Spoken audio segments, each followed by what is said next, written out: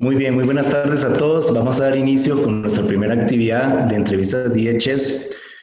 Vamos a tener un pequeño abordaje para darles a entender un poquito de qué se trata esta dinámica, esta propuesta en la que queremos que todo el gremio de colaboradores encargados de salud ocupacional, responsables de seguridad e higiene en compañías de diversos tipos puedan entender un poquito de qué se trata.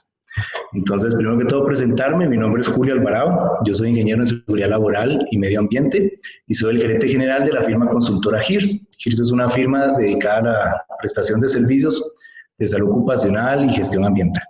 Y bueno, queremos contarles de qué se trata esta iniciativa.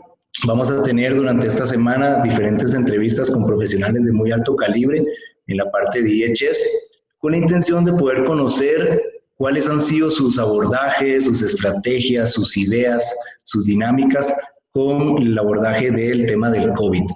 La intención de esta actividad es poder tener insumos para que como profesionales podamos aplicar en nuestras propias compañías diferentes estrategias, ideas y aprender de las experiencias de otros. Creo que todos tenemos mucho que aprender dentro del gremio y la actividad de esta actividad es justamente eso.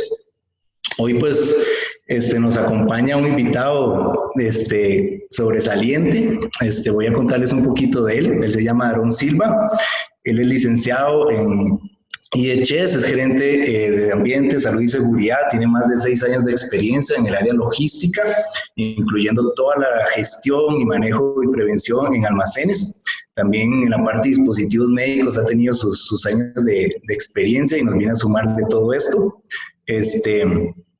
Él tiene una sólida experiencia en temáticas de continuidad del negocio, tiene certificaciones en ISO 45000, 14001, 22301. Y bueno, nos sentimos súper complacidos de poder contar con él y vamos pues a darle la bienvenida. Aarón, bienvenido, ¿cómo estás? Muy bien, muy bien. Buenas noches, ¿cómo estás? Gracias, Julio, por la invitación. Súper, bueno, de verdad es un gusto contar con vos, con todo lo que nos vas a poder contar y toda la experiencia que vamos a poder extraer de vos.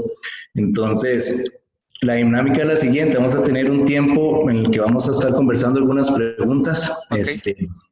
Vamos a invitar también a que todas las personas que nos están acompañando en este momento puedan también, en la medida que vamos conversando, hacer sus preguntas en el chat.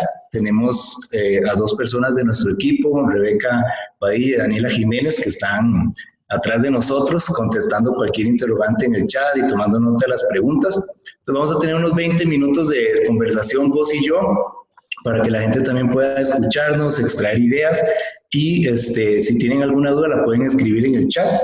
Y al finalizar estos 20 minutos vamos a abrir un espacio para que Daniela y Rebeca nos puedan comentar esas preguntas que en el chat han surgido y que también podamos seguir en conversación en base a esas preguntas. Entonces, pues nada, arranquemos. Queríamos empezar con algo que aporte de una vez al gremio. Entonces, queríamos preguntarte cuáles han sido los principales retos que el tema de la pandemia te ha traído desde tu puesto en IHS, porque creemos que estos retos pueden ser similares para otros profesionales y el cómo los has afrontado podría darle a ellos también insumos para hacerles frente. Entonces, contanos un poco sobre esos retos que has podido enfrentar a lo largo y ancho de esta pandemia. Sí, bueno, buenas noches otra vez. Muchísimas gracias, Julio, por la invitación. Yo creo que es un foro bastante importante para hacer sinergia entre los que hacemos vida en la gestión preventiva de salud ocupacional a nivel empresarial. Y bueno, ya entrando una vez en tema, me parece que uno de los principales retos, al menos el primero, voy a mencionar 4 que particularmente he percibido a lo largo de toda esta pandemia. El primero de ellos es el cambio, definitivamente el cambio de cultura, porque somos una sociedad latina que estamos acostumbrados siempre pues al calor, a los saludos, a los abrazos, a las reuniones sociales. Entonces yo creo que el cambio de cultura que ha representado el tener que tener distanciamiento social para lo que es como medida administrativa, para lo que es la detención de los contagios, yo creo que el primer reto es el cambio de cultura. ¿Y cómo lo traslado a la organización? Bueno, cuando tenemos que emitir, implementar protocolos de distanciamiento social o algún otro tipo de protocolo. Entonces, es difícil, quizás al principio fue muy difícil, más difícil, que los trabajadores pudiesen comprender el porqué del distanciamiento social. Eso fue uno de los principales retos. El segundo, definitivamente ya cuando entramos en la etapa de manejo de expectativas, tengo que comprar 10,000 mascarillas, tengo que comprar 20,000 mascarillas, tengo que comprar equipos de limpieza, suministro. Entonces, que esa percepción generalizada logró en el mercado que existiese una baja, por ejemplo, de los productos de limpieza. Entonces, ¿cómo garantizabas tú la limpieza en las instalaciones del trabajo y la compra de equipo de protección comunitario si había escasez de mercado? Y ya de una vez allí, cuando iniciamos en marzo la pandemia en Costa Rica, ya había una afectación a nivel internacional. Entonces, de una vez el suministro ya se fue afectado. Lo tercero, obviamente, lo que representa ser encargado de salud ocupacional o ser líder del sistema de gestión preventivo, la carga de trabajo evidentemente se vio incrementada, se vio aumentada de una forma increíble. Realmente la cantidad de trabajo, más cuando son empresas de servicios, la cantidad de trabajo ha sido exorbitante y incluso hemos tenido que ir al consultorio médico también a que nos traten un poco el estrés, ¿verdad? Al que hemos estado expuestos. Yo creo que eso definitivamente supone un reto porque se supone que nosotros estamos liderando lo que es el sistema de gestión preventivo ante la pandemia y también estamos expuestos a un estrés ocasionado por el flujo o el volumen de trabajo que evidentemente va a aumentar, multiplicado quizás si es empresa de servicio por la cantidad de clientes que tienen, ¿verdad? Que están preguntando sobre planes, sobre protocolos que vamos a hacer, vamos a continuar operando. Entonces, eso también es otro de los principales retos. Pero considero que el más importante, y a diferencia de, por ejemplo, la pandemia de 1918, el H1N1, la influenza, a diferencia de ese tiempo atrás, ahorita yo creo que de los principales retos es la información. El manejo de la información fue en esta oportunidad, lo que nos sucedió no fue la falta de información, fue el exceso de información. Entonces, usted coloca coronavirus en Google y le salen cualquier cantidad de entradas. Entonces, ¿dónde leo? ¿Qué lineamientos sigo? ¿Qué criterios técnicos aplico? Tengo que limpiar cada 4 horas, cada 5 horas, porque en ese momento el Ministerio de Salud todavía estaba generando los lineamientos, los primeros lineamientos, pero yo creo que la parte de la información es fundamental porque incluso supone un riesgo de trabajo psicosocial Claro, por el tema de que también los trabajadores están expuestos a tanta información. Entonces, esa es una súper de bien. las. Aaron, y en esa misma línea, viendo esos 4 retos que vos pudiste detectar desde tu posición de gerencia de IHS en DHL, contanos un poco qué recomendaciones o consejos les podrías dar a otros colegas que también lideran sus sistemas de gestión en diferentes empresas. Por ejemplo, en la perspectiva técnica de todo ese universo de información, cómo canalizarla, qué tipo de equipos o cómo poderse apoyar, porque se viene una sobrecarga de trabajo, como bien mencionaste, y en ese sentido es importante tratar de delegar, trabajar en equipo. Entonces, ¿cómo fue esa clave para poder llevar adelante toda esa responsabilidad que se vino por delante? Y bueno, de las principales acciones que nosotros realizamos fue la conformación, y bien estaba escrito en uno de los lineamientos del Ministerio de Salud, la conformación de un equipo de trabajo multidisciplinario. ¿Por qué? Usualmente nosotros en el área de salud ocupacional estudiamos muchos aspectos relacionados con los riesgos de trabajos en general pues asimilamos cualquier cantidad de información específica, técnica, de riesgos, de factores de riesgos psicosociales, biológicos, ergonómicos.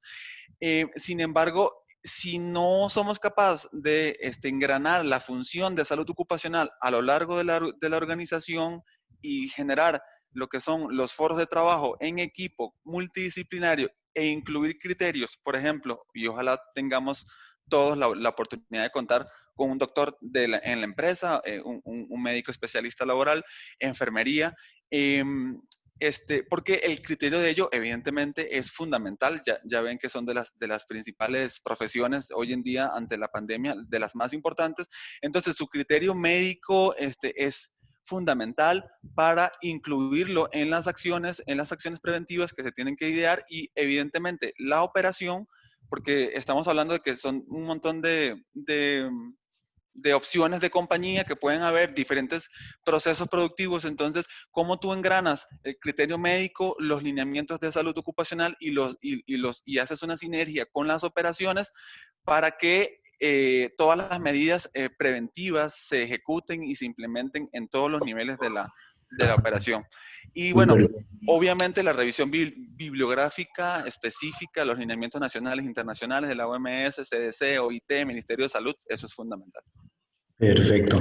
¿Cómo fue ese proceso para que toda la gestión que desarrolló este equipo que nos comentas pudiera escalonar a los diferentes niveles de la organización, que pudiera llegar al operador que está en un almacén, al transportista que todos los días se sube a un camión? ¿Cómo fue ese proceso de comunicación para hacer esa cascada de información? ¿Cómo los abordaste? Ok, es importante que lo menciones porque no todos los puestos son teletrabajables, o al menos no todos los puestos tienen funciones que son teletrabajables, y por ende, pues están las opciones de suspensión de contrato y todo lo demás, pero a esos trabajadores que no tienen acceso a correo, que no tienen acceso a un computador, que son transportistas, que están en la calle, que tienen que mantener, en este caso, la cadena de suministro de una operación, o mantener una línea de producción, y no puede hacer teletrabajo porque no lo puede hacer desde casa. Lo que más me ha funcionado es ir al piso, ir a las operaciones, ir a hablar con cada uno de los trabajadores, escucharlos, escuchar sus preocupaciones, escuchar sus percepciones que tienen ellos de todo el tema de la pandemia, y bueno, qué va a hacer la empresa y cómo lo va a hacer y qué ideas tienen ellos para proponer luego de que hayan recibido la información de nuestra parte, de los profesionales de salud ocupacional, sobre las medidas preventivas que tenemos que implementar y por qué. Entonces, yo creo que lo más efectivo es esa comunicación directa con los trabajadores. Ok, no, súper valioso. Nosotros hemos visto a lo largo y ancho de toda la gestión y de la información que se nos ha proporcionado desde diferentes áreas. Incluso, por ejemplo, OSHA establece medidas de tipo administrativo, de tipo ingenieril, para atender la pandemia. Contanos un poco en DHL qué actividades de tipo administrativo se implementaron. O sea, este equipo, desde de la mesa de trabajo, qué directrices pudieron crear que han sido efectivas para atender la pandemia. Ok, primero y principal, las funciones que son teletrabajables, sí, tienen que trabajar desde la casa. Eso no solamente nos facilita la gestión preventiva en el trabajo para aquellas personas que ya definitivamente tienen que quedar trabajando en las oficinas. Entonces, si podemos mandar a una cantidad o a un porcentaje importante de trabajadores a hacer teletrabajo, nos aumenta las posibilidades de tener o mantener un sistema de gestión pues caminando, reducir el consumo, los insumos, por ejemplo, de dispensadores de alcohol en gel, agua, jabón, lo básico, que aunque uno lo diga así muy sencillo, es costoso cuando estás implementando todos los protocolos. Segmentación de grupos también. Luego de que tienes una cantidad de personas en casa teletrabajando, te quedan el grupo de trabajadores en sitio, y allí lo ideal es generar grupos de trabajo similar a lo que indicaba el Ministerio de Salud sobre las burbujas sociales, burbujas de trabajo, para que personas que son backups una de otra no apliquen el criterio de contacto directo, que en este caso son menos de 1,80 m, a conversaciones sostenidas por al menos 15 minutos. Entonces, esos trabajadores tienen que mantener esa distancia, habiendo identificado primero en un proceso más de evaluación de puestos críticos, que no estén juntos, que hagan segmentaciones. Y luego, la atención a las áreas comunes, como por ejemplo el comedor, sí estamos haciéndolo escalonado para reducir entonces aún más el porcentaje de ocupación. Entonces, allí sí pudiésemos respetar el distanciamiento social. Eso como medidas administrativas. Muy bien, súper. Y de la parte ingenieril, no sé si tuvieron que adquirir algún tipo de equipo, herramientas, construir algún tipo de barrera. Esta parte ingenieril, ¿qué hizo DHL tanto para oficina como para los otros sectores del negocio? Que tal vez nos pueda servir de insumos para todos los demás profesionales que estamos en esta conversación y que posteriormente verán esto en redes sociales. para poder captar algunas ideas de tipo ingenieril que podamos también aplicar en nuestros centros de trabajo. Sí, bueno, dada la comportación del virus, ustedes saben que los métodos de transmisión pues es boca, mano, nariz, ojos.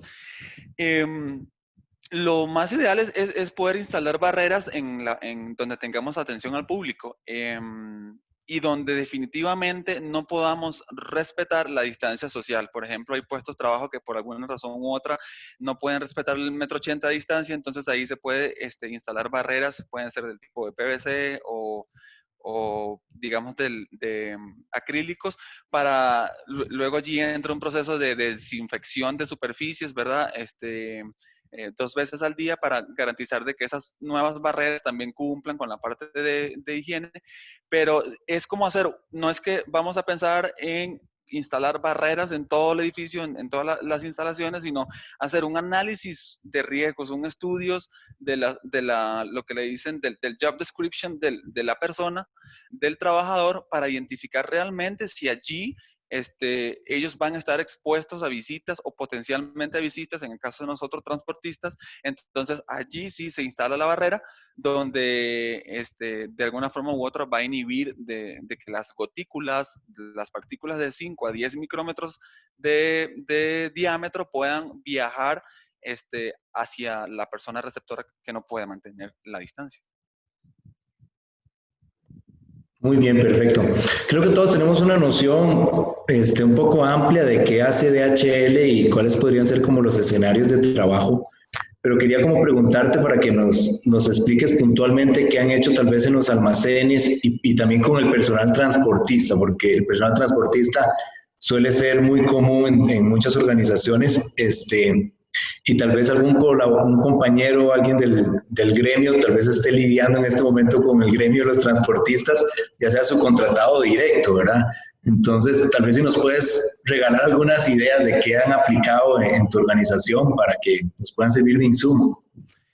Sí, es complicado, es complicado porque los transportistas usualmente son personas cuyos hábitos de higiene no son los más ideales, no es una sorpresa.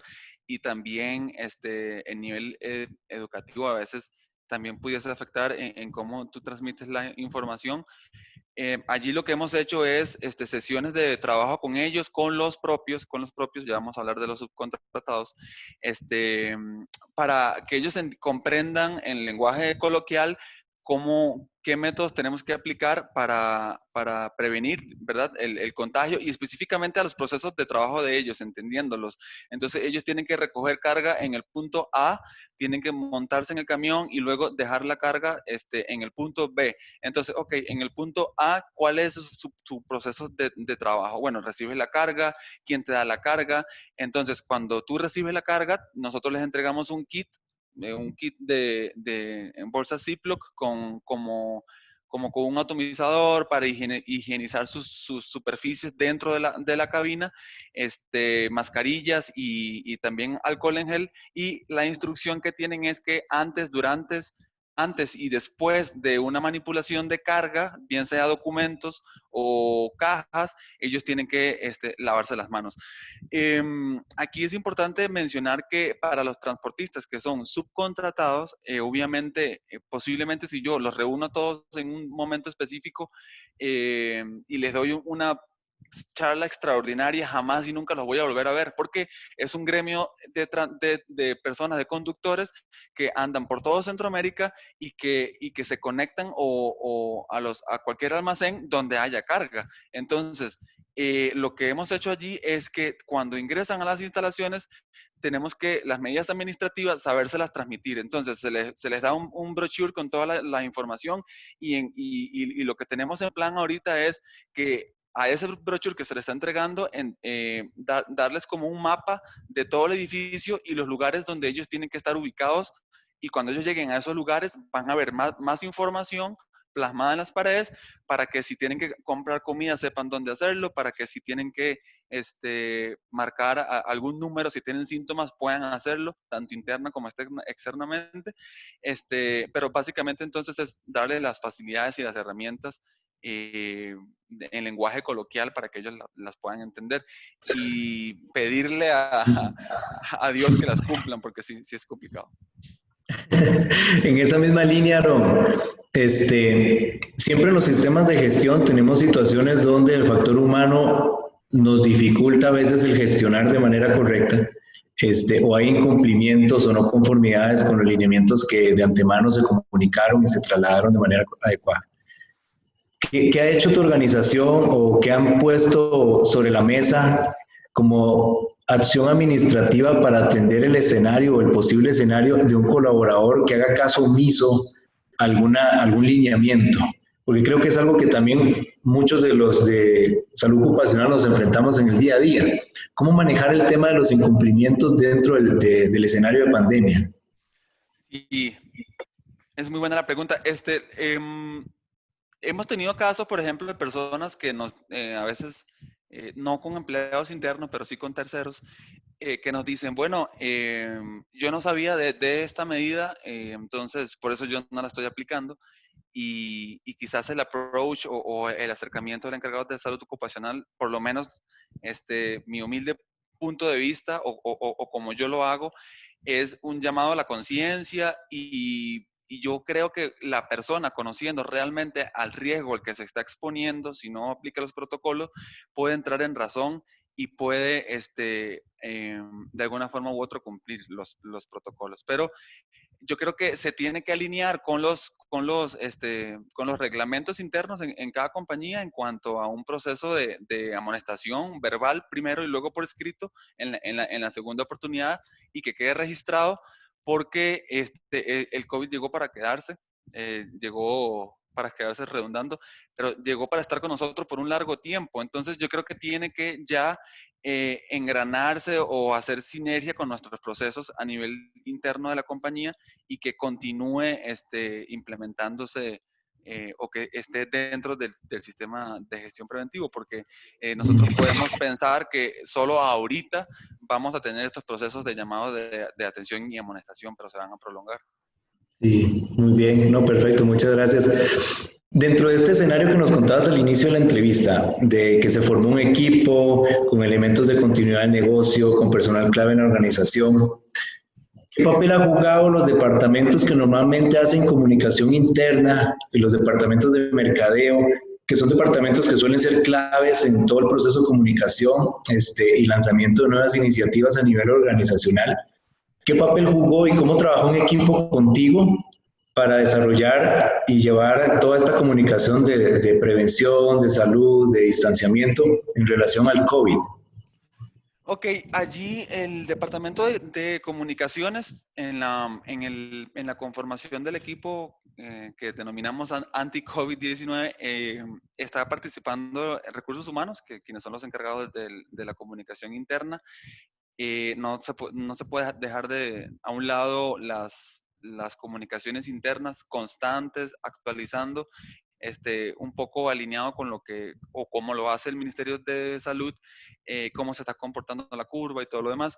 Pero yo creo que el rol de comunicaciones externas, por ejemplo, hacia clientes, ha sido fundamental y ellos se han apalancado en este equipo de trabajo y en particular en quien lidera el sistema de gestión, salud ocupacional, para tener esa información de primera mano de todos los lineamientos que se han ido implementando y que se van a implementar y cómo son las acciones que se han implementado hasta el momento para comunicárselas a nuestros clientes, porque hoy por hoy salvaguardar la integridad física de los trabajadores va enlazado muy estrechamente con la continuidad del negocio. Entonces, de alguna forma u otra, nosotros, el hacerles saber a nuestros clientes que estamos implementando todos los protocolos que está pidiendo el Ministerio de Salud e incluso ojalá ir un poco más allá, eso les da a ellos tranquilidad de que, bueno, ok, esta empresa está implementando todos los protocolos, todos los lineamientos, me está retroalimentando, me está comunicando,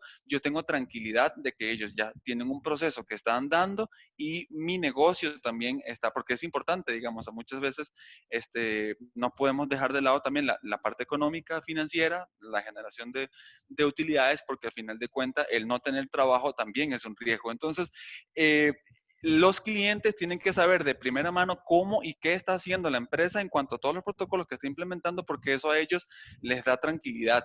Y más adelante también eso genera o resulta en que cada quien pues preserva su trabajo porque vamos a seguir trabajando.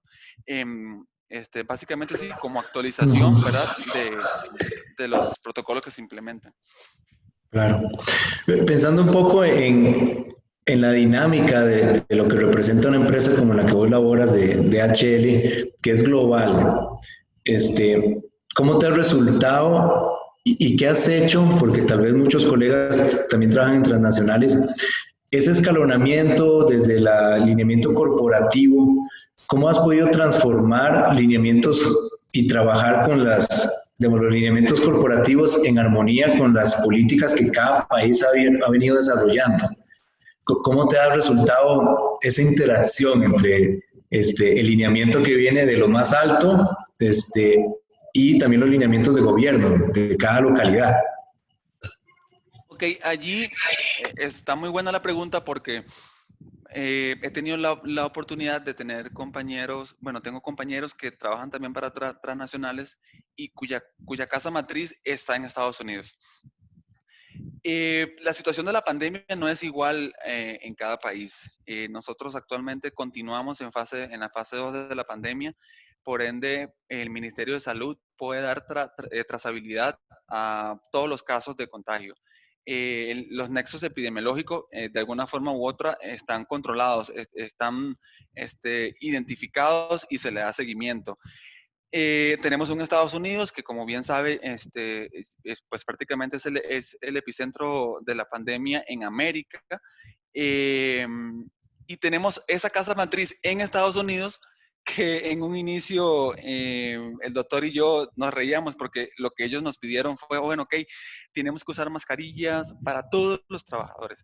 Entonces, en ese esfuerzo, en ese afán de girar instrucciones iguales para todos los países, nosotros tenemos que poder discernir en qué sí podemos implementar, qué no podemos implementar y qué acciones sí son lógicas, porque si no hay un solo caso confirmado, ¿por qué comprar o por qué tener mascarillas? Salvo que te estés anticipando a que luego se van a entrar en un proceso de escasez. Entonces, ¿cómo tú te comunicas con la corporación y casa matriz y les dices, no, suave, nosotros tenemos lineamientos locales y lo que me pide el Ministerio de Salud a nivel local, porque ellos están generando instrucciones basadas en cómo se comporta el virus en el país, con ellos sí tenemos que seguir y respetar los lineamientos, porque son más lógicos y son aterrizados a la situación real de cada país. Entonces, no es igual la situación de la pandemia en China, en España y en Estados Unidos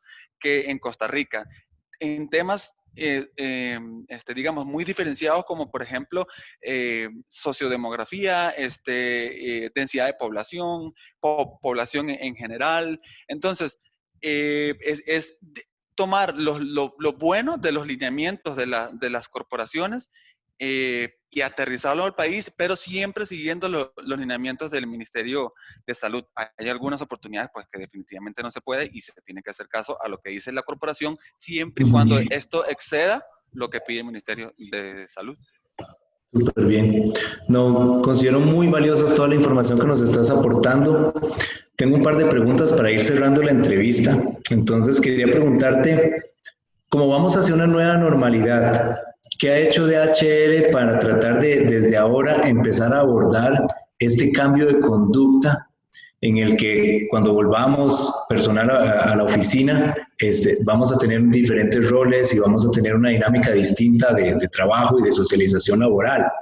Entonces, ¿qué está haciendo la organización para atender el proyecto, llamémoslo así, de ir cambiando esa cultura hacia esa nueva normalidad? Ok, yo creo que el proceso de capacitación constante es fundamental, el que podamos transmitir información a los trabajadores, para que ellos de alguna forma u otra entiendan que si han estado desde la casa trabajando este, por, por cierta cantidad de tiempo y no han tenido ese acercamiento con las instalaciones donde ellos laboran de forma física, presente allí en sitio, yo creo que ellos tienen que desde la casa, dado que si están de la casa tienen computadoras, tienen que de una vez ir asimilando toda esa información. Hey, recuerda, tenemos un protocolo nuevo implementado. Estas son todas las medidas que se están implementando a nivel de la oficina y a nivel de la operación de la bodega. Entonces, este es el nuevo normal que usted se va a encontrar.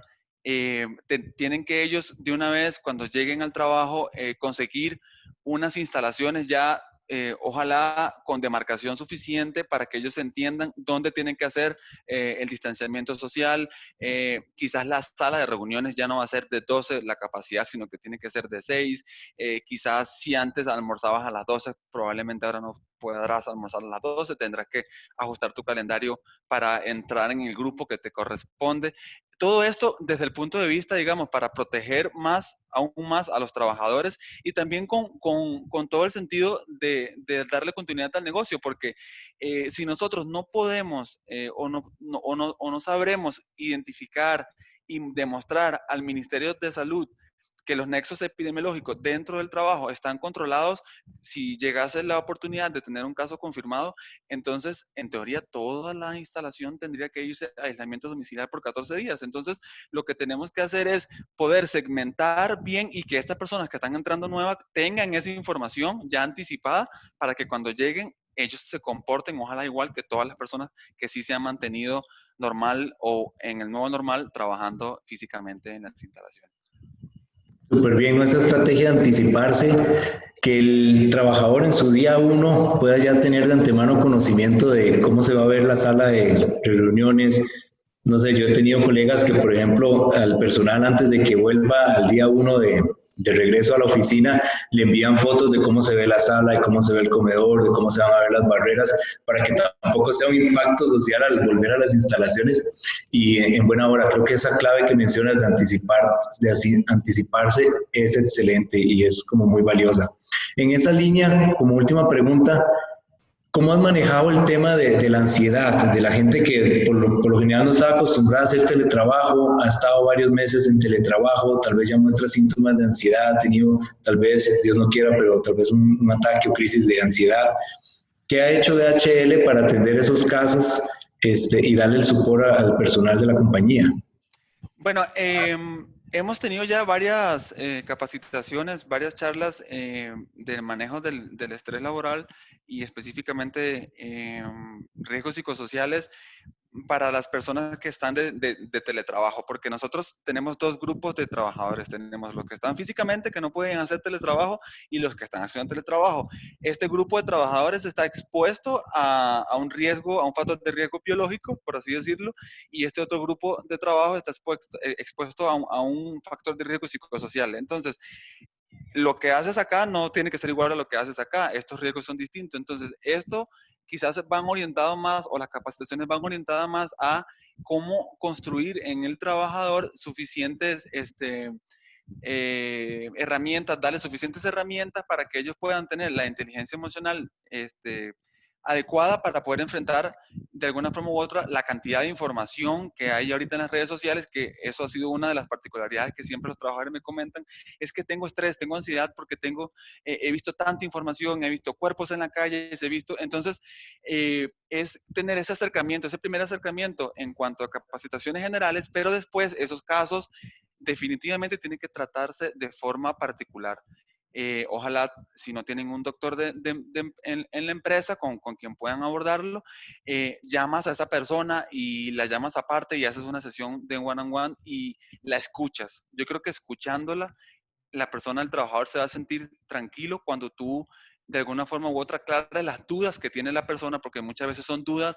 A mí me han llegado a preguntar, Aarón, pero el virus está en el aire, pero seguro que no me voy a contagiar si yo respiro aquí. Entonces, entramos en detalles técnicos y yo sé que ellos van a entender cuando tú estés explicando, entonces ya generas como cierta tranquilidad cuando ya él maneja la información y cuando ya tú le explicas, no, pero es que lo que usted vio de cuerpos en la calle se da porque el sistema de salud pública en ese país quizás no está tan fuerte como el de Costa Rica, entonces digamos que esa sesión de uno a uno es fundamental para atacar los temas de ansiedad.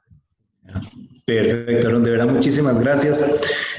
Nos quedan unos 3 minutos para concluir la entrevista. ¿Algún último consejo que quieras proporcionarle al gremio?